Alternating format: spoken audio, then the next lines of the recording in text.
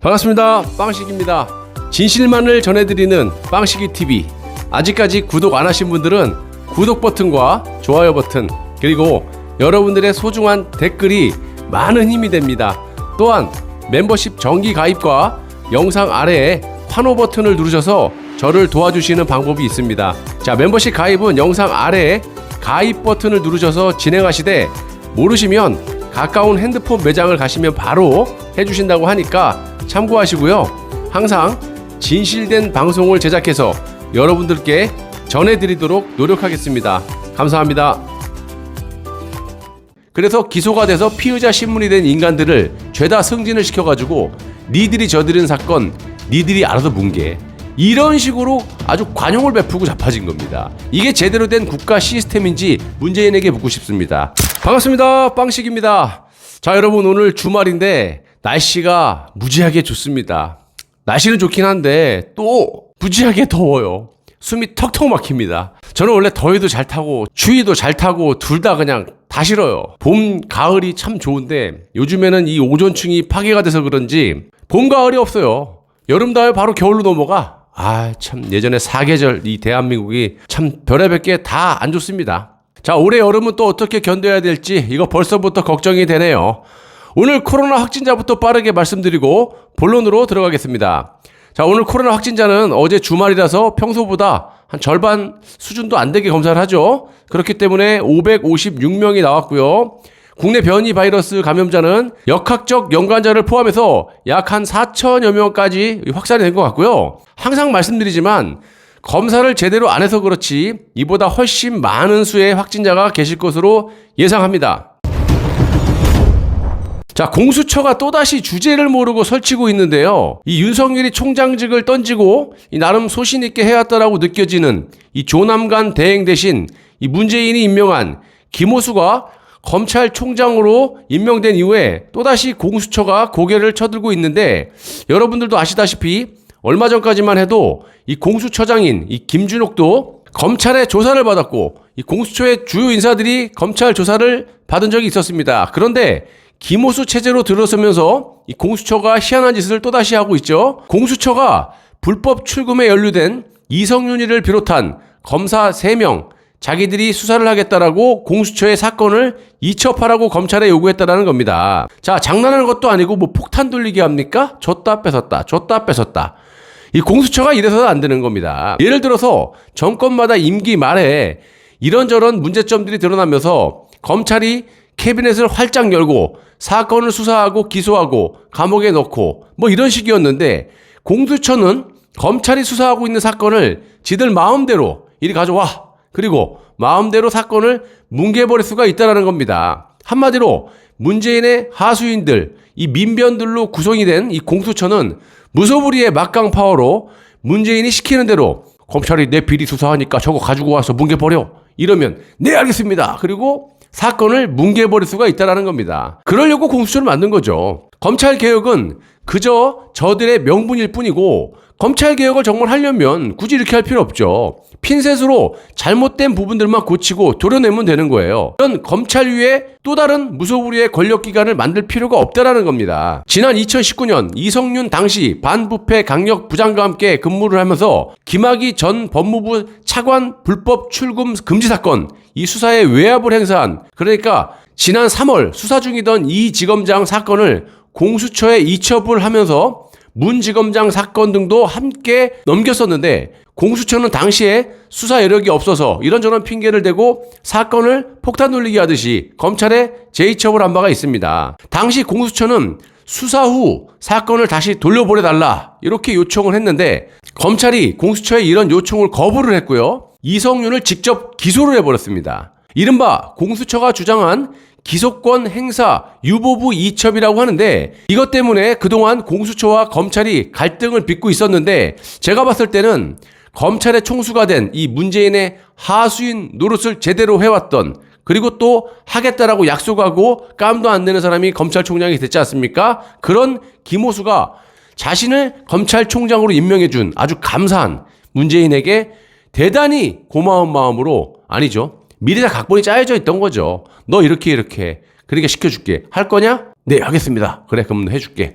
이렇게 하기로 했으니까 대놓고 인사청문회 때 뭐 한두 번도 아니지만 야당의 반대를 무릅쓰고 임명을 해준 거 아니겠습니까? 안 봐도 비디오입니다. 자, 공수처 관계자가 말하는데 더 어이가 없습니다. 자, 자기들은 공수처법 24조 1항에 따라서 사건 이첩을 요청을 한 거고, 공수처법상 수사기관, 그러니까 검찰은 자기 말에 따라야 된다. 자기들 말에. 이런 말을 합니다. 니김이 그런 말도 안 되는 법은 니들이 다 만들어 놓고 무슨 법을 따지고 앉아 있어. 공수처법 24조 1항은 공수처 범죄 수사와 중복이 되는 다른 수사기관의 범죄 수사에 대해 처장이, 그러니까 김진욱이가 수사의 진행 정도, 공정성, 논란 등에 비춰서 이첩을 요청할 수 있다라고 말을 하고 있습니다. 아이, 감도 안 되는 게 네가 무슨 경험이 있어? 그런 수사, 이런 커리어도 없잖아. 말을 듣고 있으면 저도 능력이 없는 놈이지만 저자들은 이건 말이 안 돼요.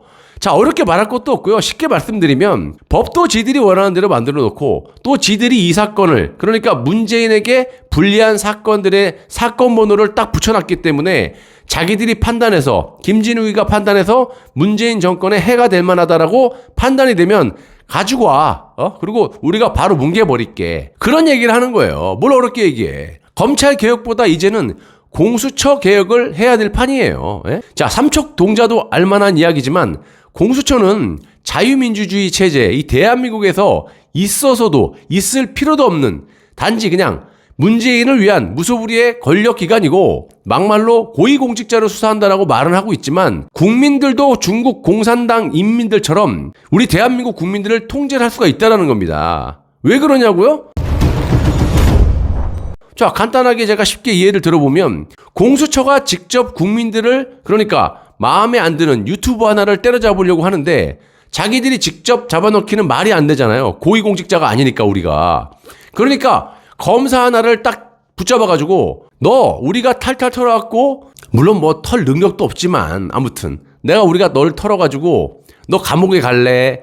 아니면 네가 수단과 방법 가리지 말고 저 유튜버 털어가지고 감옥에 집어넣을래? 상식적으로 그렇게 되면 검사가 아니 그래도 어떻게 그럽니까? 제가 그냥 감옥에 가겠습니다. 이럴까요? 이런 식으로 얼마든지 국민들을 통제할 수가 있다라는 겁니다. 이런 것까지 다 포괄적으로 생각하고 공수처를 만든 거예요. 단지 검찰 개혁만 하려고 그러는 게 아니라 문재인이가. 그래서 애초부터 공수처라는 건 만들면 안 되는 그런 기관이라는 거고요. 막말로 검찰도 독립기관인데 윤석열을 보세요. 문재인에게 허락을 받고 수사를 하는데 공수처는 오죽하겠습니까? 다시 돌아가서 공수처가 저런 식으로 공수처법을 말하면서 자기 주장을 한다고 해도 검찰이 이를 응하지 않을 수도 있다라는 겁니다. 자, 최근 공개된 대검 예규에 따르면 검찰은 공수처가 사건 이첩 요청을 하더라도 검찰총장의 승인 없이는 이에 응할 수가 없고 이에 응할 수 없도록 하고 있고, 법조계에서도 공수처의 유보부 이첩은 법적 근거가 없다라는 그런 해석이 지배적입니다. 한마디로 공수처가 의도적으로 증복되는 사건을 새로 만들어서 딱지 붙이듯이 사건 번호를 띡 붙여놓고 유보부 이첩을 요구하고 그걸 관철시키려고 하는 것은 입법 취지에 반하는 것이고, 이렇게 또 수사가 오락가락하게 되면 수사 대상자들의 인권 침해 요소도 있을 수 있기 때문에, 그런데 문제는 검찰총장이 문재인의 하수인 김호수라는 거죠. 자, 아시다시피 지금 제가 제작한 영상이 아직 업로드가 안 돼서 그렇죠. 엊그제 문재인의 똘마니인 이 박범계가 검사장급 인사를 단행하지 않았습니까? 불법 출금의 관련자, 아니죠. 관련자가 아니라 피의자 신분, 이 3명을 대놓고 진급을 시켜놔가지고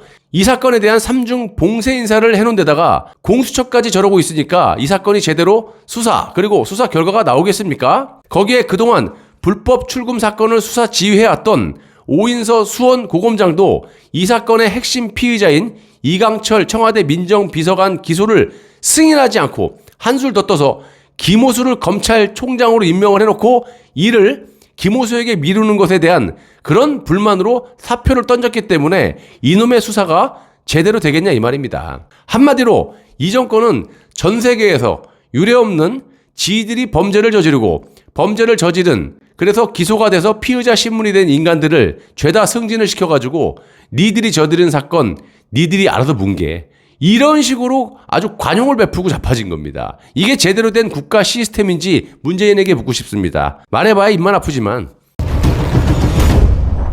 자, 여러분, 하나하나 따지면 혈압이 올라서 제명에 못 삽니다. 말이 필요 없고요. 하루빨리 탄핵의 진실을 전 국민에게 전파해서 저들의 온갖 폐악에 대해서 꼭 심판을 해야겠습니다. 그러기 위해서는 죄 없이 옥살이를 하고 계신 박근혜 대통령을 하루빨리 석방을 시켜서 제대로 된 보수의 힘으로 저들을 응징해야겠습니다. 자, 다른 거 신경 쓰지 마세요. 오로지 탄핵이 잘못됐다는 것을 전 국민에게 알리고 그렇게 되면 4.7 보선 때처럼 자연스럽게 국민들이 응징하게 됩니다. 정권은 빗자루를 꼽아라도 가져올 수 있어요. 여기서 이런 질문을 해요. 아니, 과거에도 박근혜 대통령 탄핵의 부당함을 외쳤지만 저것들이 듣질 않는데 지금은 4년 전하고 틀리죠. 그때는 너무 정신도 없었고 지금은 우종찬 기자하고 변희재 대표가 두 권의 책을 쓰지 않았습니까?